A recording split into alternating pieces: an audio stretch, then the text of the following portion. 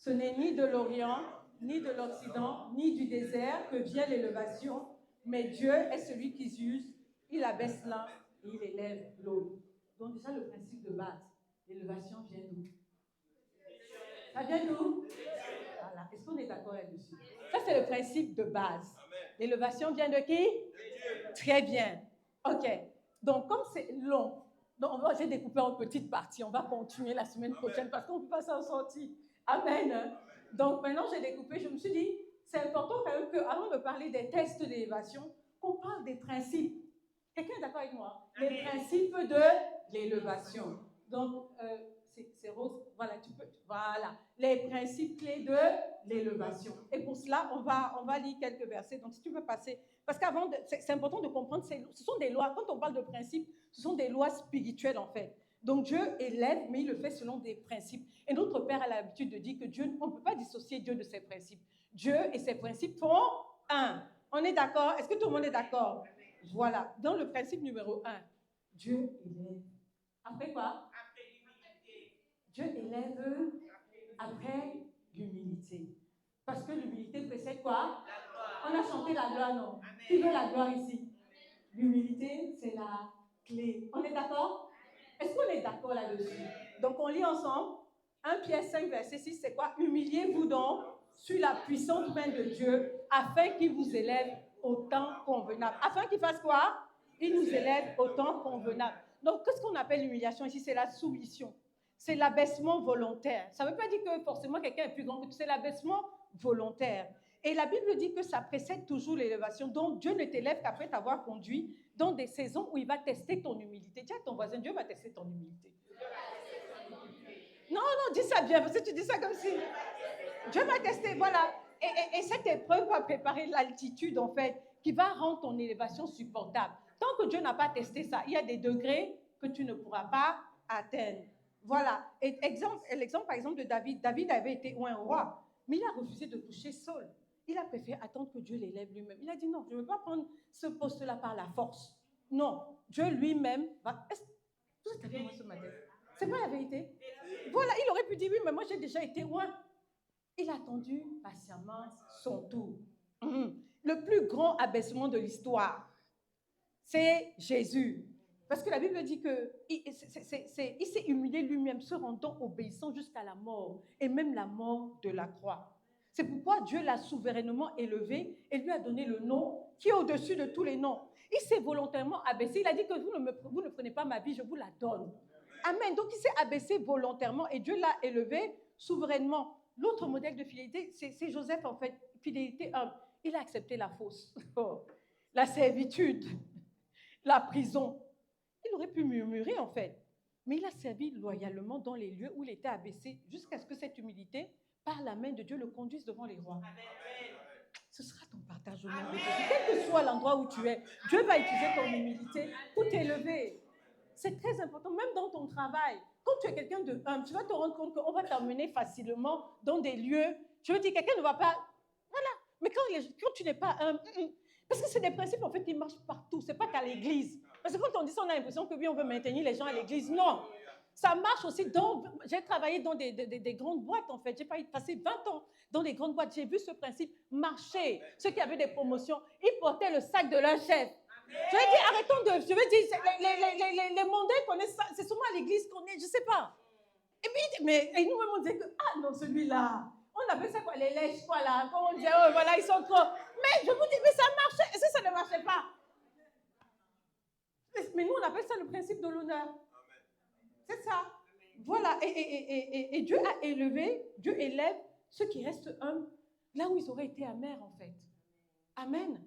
On va prier ce matin. Vraiment, tu vas dire, Seigneur, donne-moi l'humilité. Tu n'as pas besoin de te lever. Dis, Seigneur, garde-moi humble. Seigneur, garde-moi humble. Moi, c'est une prière que je fais tout le temps. Seigneur, garde-moi humble. Je veux rester humble. Je sais que l'humilité précède la gloire. Aide-moi à rester humble, éternel, mon Dieu, mon roi. Au nom suprême de Jésus. Amen. On va passer au principe 2. On va lire ensemble. Dieu éprouve avant d'introduire dans la promesse. Voilà, Deutéronome 8, verset 2. Qu'est-ce qu'il dit? Souviens-toi de tout le chemin. Lisons ensemble. Souviens-toi de tout le chemin que l'Éternel, ton Dieu, t'a fait faire pendant ces 40 années dans le désert afin de t'humilier et de t'éprouver pour savoir ce qu'il y avait dans ton cœur et si tu garderais ou non ces commandements. Mais c'est moi qui ai dit. C'est pas que c'est Jackson. On a lu, non, c'est pour ça que je voulais qu'on lise ensemble. Donc quand il parle d'humilier, là, on parle de l'humilité en fait. Et qu'est-ce qu'il a dit? C'est pour tester ton cœur. Donc l'humilité ne vient pas pour te, je sais pas, te rabaisser. Non, c'est pour vraiment tester et voir. Et Dieu ne va jamais le faire sans tester et voir ce qu'il y a dans ton cœur. D'accord? Donc avant d'introduire Israël dans la terre promise, Dieu a voulu tester la fidélité de leur cœur. C'est ça. Et vous voyez, en fait, quand on regarde, en fait, Dieu ne va pas confier la terre promise, j'ai écrit ici, à des cœurs qui n'ont pas été éprouvés. On a lu. Ah, en tout cas, les espions en Canaan, la peur et le refus d'entrer, j'ai écrit ici, l'incrédulité a retardé la conquête. Donc tout ce que Dieu fait, c'est d'abord la transformation intérieure. Il faut qu'on comprenne ça. C'est important, c'est notre transformation intérieure. Et c'est d'abord le cœur. Parce qu'il connaît le cœur de l'homme. C'est pour ça que tu dois prier, tu dois garder ton cœur, c'est comme un jardin en fait. Dès qu'il y a des mauvaises herbes, enlève, arrache, des racines, travaille ton cœur. Amen. Non, c'est très très important. Donc ici là, c'est le test de ce qu'il y a dans ton cœur. Donc il t'éprouve avant la promesse. Et c'est surtout quand on parle d'épreuve ici, c'est ce qu'il y a dans ton cœur. On dit au Seigneur, tu vas prier, tu dis Seigneur, aide-moi à garder mon cœur pur. Seigneur, aide-moi à garder mon cœur pur. Seigneur, aide-moi à garder mon cœur pur. Au nom suprême de Jésus. Amen. Maintenant, on va passer. Alors, le principe, c'était le 3. Il y avait peut-être juste un truc, ce principe 3. Tu peux passer. Voilà. Dieu éprouve avant d'accomplir sa parole. On lit ensemble. Jusqu'au temps où arriva ce qu'il avait annoncé, la parole de l'Éternel l'éprouva. Voilà. Non, mais c'est vrai. Donc Joseph, on connaissait la destinée de Joseph, mais la parole de Dieu l'a d'abord éprouvé. Il a subi le rejet, la trahison, la prison et l'oubli, dont la promesse ne s'accomplit qu'après un cœur qui a été testé par la parole de Dieu. C'est pour ça que des fois, il y a certaines choses qui arrivent. Ce n'est pas forcément parce que Dieu nous hait, non. Il permet que certaines choses arrivent pour nous faire grandir. C'est un processus de croissance en fait. Mais il veut voir si ton cœur peut rester pur. Pourquoi il te confie des postes? Tu t'imagines si tu as un cœur mauvais, il te confie la responsabilité des gens, mais tu vas tuer tout le monde. Oh non, mais attendez. Mais oui. Imaginez Joseph, alors que Joseph avait été envoyé pour sauver tout un peuple. Imaginez, il avait gardé rancune, il les voyait, il les tuait tous. Mais le plan de rédemption ne serait pas arrivé. C'est la vérité. S'il n'avait pas éprouvé Joseph comme ça, il n'aurait pas su. Joseph allait tuer tous ses frères. Combien parmi nous là? Non, tu revois tes frères comme ça. Tu vas dire, oh non, et puis lui-même, tu vas dire, on va régler nos comptes. On va régler nos comptes. Non, mais c'est ça en fait. Donc le cœur, Dieu ne va jamais accomplir sa promesse s'il n'a pas testé ton cœur par sa parole. Donc Joseph a été oublié en prison, il a interprété les rêves, mais il a été nommé après en Égypte. On va passer au principe numéro 4. Il ne nous reste plus beaucoup de minutes. L'épreuve fait quoi? Précède la couronne. Jacques 1, verset 12. Heureux l'homme qui supporte patiemment la tentation, car après avoir été éprouvé, il recevra la couronne de vie que le Seigneur a promise à ceux qui l'aiment. Patiemment. Le mot ici qui est important, c'est patiemment. Être patiente, en fait. Être patient. Donc, la couronne représente la récompense, la promotion, l'élévation de Dieu. Elle vient après une épreuve. Elle ne vient pas avant. Elle vient comment? Après l'épreuve. Elle ne vient pas avant. Elle aurait pu venir avant. Mais pourquoi elle vient après? Mais parce qu'il y a un processus. Il y a un processus. Dis à ton voisin, il y a un processus. Donc l'épreuve, ce n'est pas un obstacle à la couronne que Dieu veut te donner, mais c'est la porte d'entrée. Dis à ton voisin, c'est la porte d'entrée. C'est la porte d'entrée, en fait. Et vous voyez même que Job, si on prend l'exemple de Job, Job a refusé de maudire malgré tout ce qui lui est arrivé. Parce qu'on regarde seulement le bon côté. Il faut aussi regarder tout ce par quoi. C'est bien beau d'apprécier la vie des gens, mais il faut voir tout ce par quoi ils sont passés. C'est pour ça que quand tu vois quelqu'un, tu apprécies. Cherche à savoir le chemin, le processus. N'apprécie pas juste la personne qui est dans sa saison de gloire et tu es là, tu apprécies. Non. Cherche à connaître le chemin qui conduit à cette gloire que tu apprécies tant. Va connaître les combats, les batailles secrètes. Parce que ce que les gens mettent sur les réseaux sociaux, ils ne montrent pas les batailles secrètes en fait. Mais il y a un chemin, il y a un processus. Ça, il faut le comprendre en fait. La couronne ne vient jamais. C'est pour ça que quand on chante, pardonne-moi sous toi. Il n'y a pas de sacrifice sans ton sang. Tu as fait tout ça pour moi. Pas de moi sans toi. Pas de trône sans la croix. Il n'y a pas de sacrifice sans ton sang. Tu as fait tout ça pour moi. Pas de moi sans toi. Mais ça, tu chantes ça tous les jours. Pas de trône sans la croix. La croix, c'est quoi? Vanel. Ok, donc on va passer au principe. Ok, merci. Au principe, on est au principe 5, c'est ça? Il nous en reste que 2, c'est bon, on va aller doucement là. On lit ensemble. Dieu éprouve avant d'introduire dans l'abondance. Dieu ne peut pas te confier ses richesses s'il n'a pas testé. Quand tu es calme comme ça ce matin, on lit ensemble. Là, il faut qu'on lit, parce que tu vas peut-être croire que j'invente. C'est la Bible, lisons ensemble. Car tu nous as éprouvés, ô Dieu, tu nous as fait passer au creuset comme l'argent, tu nous as emmenés dans le filet, tu as mis sous nos reins un pesant fardeau, tu as fait monter des hommes sur nos têtes, nous avons passé par le feu et par l'eau, mais tu nous en as tirés pour nous donner l'abondance. Donc la bonne nouvelle, c'est quoi? C'est que Dieu te donne toujours l'abondance. Il te rend toujours plus que vainqueur. Amen. Donc il faut qu'on arrête l'évangile de lait là où ta vie est tout est tout. Non, la vie c'est un combat. C'est pour ça que notre Père nous a enseigné sur les lois du combat spirituel. Il faut qu'on soit équipé et qu'on soit fort en fait. La vie est un combat. Dis à ton voisin, la vie est un combat. C'est ça en fait. Donc, et le texte ici va décrire la séquence en fait. Donc Dieu éprouve, numéro 1, j'ai écrit ici, Dieu purifie, des fois il fait passer par le feu, et puis après il t'introduit dans l'abondance. Il y a un processus en fait. Donc n'apprécions pas juste les choses, mais essayons de comprendre le processus qui mène à ce qu'on apprécie tant. Les gens valorisent plus les résultats que le processus qui mène au résultat. Alors qu'on doit valoriser le processus qui mène au résultat. C'est un processus exact de l'élévation divine. Regardez même David. On va reprendre nos enseignements sur David. Hein. Il a été chassé. Et puis il a fui. Ah, quelqu'un qui était roi. Non. Et puis voilà, après il a eu sa saison de purification. On a parlé d'Adoulam. Bref, tous ces trucs, tout ce par quoi il est passé en fait. Mais il a accompli sa destinée. Principe numéro 6. Ah, ça on lit ensemble. Dieu éprouve même le juste.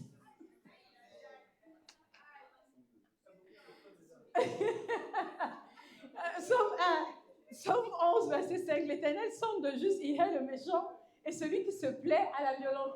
Mais en fait, quand on parle d'épreuve, c'est pas, je veux dire, ce qui est bien avec Dieu, c'est que tu as la paix dans tout ça. Mais Jésus a dit, hein, il nous a prévenus. Il a dit qu'il y aura des tribulations. Je veux dire, arrêtons, ne faisons pas comme si c'était quelque chose de, je ne sais pas. Il l'a dit en fait, mais il dit prenez courage, car j'ai vaincu le monde. Donc, je veux dire, aujourd'hui, quand il y a une épreuve, il ne faut pas faire comme si, je ne sais pas, c'est la fin du monde, en fait. Non, tu passes par là, c'est le chemin, c'est le processus. Personne ne peut se tenir là. Quand vous regardez même toutes les personnes qu'on admire et tout, regardez le chemin par lequel ils sont passés. Non, tu peux pleurer, mais tu sais que tu es plus que vainqueur. C'est ça, en fait. Tu as l'assurance que Dieu est là, Dieu est avec toi. Quand même David disait, quand je marche dans l'ombre de la vallée de la mort, tu es avec moi. Donc il y a des épreuves, mais tu sors toujours. Regarde, si tu es vivant, est-ce que tu n'es pas passé toi-même? Tu n'es pas passé par des épreuves depuis que tu es né? Tu n'as pas traversé ça? Ça ne t'a pas tué? Non, Dieu savait que tu pouvais passer par là. D'abord, il va juger même. Avant que quelque chose n'arrive, il va savoir si ça, tu peux passer ou pas. Donc même le juge, il passe par des tests. En fait, il ne faut même pas les voir comme des épreuves. C'est comme des tests, en fait. C'est une école, et dans chaque école, tu as un examen, en fait, que tu dois passer. Et tu passes la classe, maintenant, tu passes à un autre niveau. Parce qu'il y a des choses que tu dois apprendre à gérer. Amen. Amen. Voilà. Et pourquoi? Parce que Dieu veut distinguer ce qui est authentique de ce qui est superficiel. Amen. Et il va tester aussi ton attachement à lui. Amen. Parce que si à la moindre occasion, tu lâches tout, non, ça ne peut pas marcher en fait. Il va tester aussi ton attachement à lui. Amen. Amen. Et donc le dernier point, Dieu abaisse avant d'élever. Donc l'Éternel a promis, il a enrichi, mais nous on n'est pas pauvres ici au nom de Jésus. Il abaisse et il élève, Dieu va nous élever. De la poussière, il retire le pauvre, du fumier, il relève l'indigent, pour les faire asseoir avec les grands, et il leur donne en partage le trône de gloire. Donc parfois, pourquoi j'ai mis ce verset-là, c'est que parfois, avant que Dieu t'élève, il va permettre des situations en fait compliquées. Parce que la Bible dit par exemple que Anne avait été rendue stérile. C'était Dieu. C'est pas ce qui est écrit dans la Bible, mais parce qu'il voulait faire une alliance avec elle. Donc il y a des choses des fois par lesquelles tu passes. Moi, je vois quand je prends du recul par rapport à certaines choses que j'ai vécues dans ma vie, il y a toujours eu un enseignement. Donc, dans les épreuves, ne cherche pas le coupable, recherche l'enseignement. Toujours rechercher l'enseignement, pas chercher le coupable et accuser quelqu'un en fait. Il faut toujours chercher l'enseignement en fait. Donc il y a des tests, il y a des paliers, c'est comme des classes. Il faut les voir. Tu te dis, ok, si ça là, ça arrive dans ma vie, c'est comme si je suis en train de passer un examen pour passer un niveau. En tout cas, moi, chaque fois qu'il y a des épreuves dans ma vie, je sais que le Seigneur veut me faire passer une nouvelle dimension. Et que ça va être un test surtout sur mon cœur. Je dis chaque fois que le Seigneur veut me faire changer de saison, mais les attaques qui se laissent faire, tout d'un coup, les gens qui t'aiment, ils t'aiment plus. Tu dis, mais tu ne comprends pas en fait. Il y a plein de choses. Tout le monde se lève contre toi. C'est partout, tu ne comprends rien. Mais ça, il faut qu'on soit enseigné dessus, qu'on comprenne en fait. Que souvent, quand c'est comme ça, tu dois apprendre à discerner. Avant, je ne comprenais rien, je pleurais, je m'enfermais. Quand le Seigneur m'a enseigné, j'ai compris que bon, là, je sais que c'est en train de faire quelque chose et je dois veiller sur mon cœur. C'est la première des choses que je fais. Quand ça arrive, c'est mon cœur d'abord. Je protège mon cœur. Sinon, c'est fini. Donc, c'est très, très important. Et ça nous permet, c'est un élément essentiel pour discerner les temps et les saisons. On ne peut pas parler de temps et de saison si on ne connaît pas ces choses. Il faut savoir discerner. Chaque fois qu'il y a une saison qui veut changer, tout d'un coup, déjà, un, tu deviens très susceptible. Deux, les attaques se lèvent. D'un coup, tu ne comprends pas. Et tout en même temps, à un moment, tu te dis, d'un coup, tu ne comprends pas. Et c'est la porte, c'est comme s'il y a une grande offense qui va arriver. Là, tu sais que tu es prêt à passer à une nouvelle dimension. C'est la vérité. Mais sauf que certains ne passent pas. Pourquoi? Parce qu'ils ne savent pas garder leur cœur. Ou alors ils restent dans les murmures, comme le peuple d'Israël. Murmurer, murmurer, murmurer, murmurer. Au lieu de se dire que bon, là, je suis en train de discerner, je dois rentrer sérieusement en prière. Parce que c'est comme ça. Et comment, vous ne vous êtes jamais demandé comment les fils de la tribu d'Isaac savaient dire. Moi, je sais pas, j'ai passé 3 mois sur ce verset-là. Comment on te dit que quelqu'un connaissait discerner les temps et les saisons? Il faisait ça comment?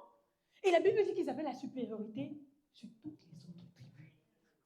Mince! Il y a des versets bibliques, tu restes comme ça, tu dis non, mais ces gars. Donc on doit discerner, on doit être spirituel. On doit être spirituel, il faut qu'on doit être spirituel. Dès que tu sens, je te dis, ça c'est un signe qui, moi, quand je sais que, oh là, le Seigneur, je commence à danser. Oh, dès que les attaques commencent à arriver, allez, hop, je danse. Je sais que ma promotion arrive. Oui, c'est pas facile, hein, je dis ça comme ça, mais quand tu es passé, tu dis, mais tu dois commencer à te réjouir et surtout garder ton cœur. Garder ton cœur. C'est la clé. Et c'est ça la différence entre ceux qui partent rapidement et ceux dont tu peux faire 40 ans, comme tu peux faire 2 ans, comme tu peux faire 1 an dans chaque classe. Et à chaque fois, c'est ton cœur. Parce que Dieu ne peut pas te confier la gestion des hommes s'il n'a pas testé ton cœur. J'ai remarqué que le cœur et la gestion des hommes, tout est lié. Tu ne peux pas gérer les hommes parce que les hommes sont des ingrats. Oh non. Oh, c'est pour ça qu'il faut garde les yeux fixés sur Dieu. Garde les yeux fixés sur Dieu. Dieu. Dis à ton voisin, garde les yeux fixés sur Dieu est le rémunérateur de ceux qui le cherchent. C'est très important. Dieu est le... faut rester fixé sur Dieu. Amen. On va se lever ce matin, on va prier.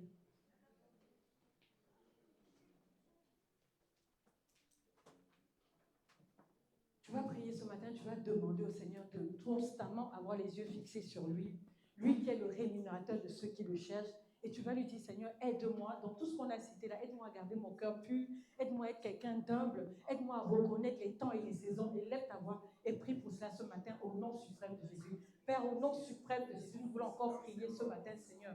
Nous voulons garder nos regards fixés sur toi. Toi qui es l'auteur et le consommateur de notre foi. Oh Seigneur, toi qui es celui qui nous récompense. Nous voulons garder nos yeux rivés sur toi, éternel mon Dieu, mon roi. Donne-nous d'avoir un cœur humble. Donne-nous d'être des personnes humbles, Seigneur. Donne-nous de garder notre cœur pur, afin, Seigneur, de passer chaque test, éternel mon Dieu, mon roi, de la vie avec brio et avec bravoure. Donne-nous la force, parce que par nous-mêmes, nous ne pouvons pas y arriver. Nous recevons ce matin la force de continuer à avancer, la force d'y aller dans le nom suprême de Jésus-Christ de Nazareth. Oh Seigneur, que ton nom soit exalté, que ton nom soit magnifié. Donne-nous la force de reconnaître aussi, et la sagesse et l'intelligence, de reconnaître les temps et les saisons, Seigneur, et de reconnaître ce que tu es en train de faire au travers de notre vie, dans le nom suprême de Jésus-Christ de Nazareth. Que nous puissions reconnaître, comme les fils de la tribu d'Isaac, nos temps et nos saisons, afin que nous puissions collaborer pleinement avec toi pour accomplir notre destinée sur la terre des hommes. Au nom suprême de Jésus. Amen. Amen. Et amen. Et je décrète, déclare et établis que chacun de nous accomplira pleinement sa destinée dans le nom suprême de Jésus. Nous allons passer brillamment tous les tests de notre destinée et nous allons accepter de les passer dans le nom suprême de Jésus. Nous allons les passer avec brio, bravoure au nom de Jésus-Christ de Nazareth. Amen, amen et amen. Et bon culte.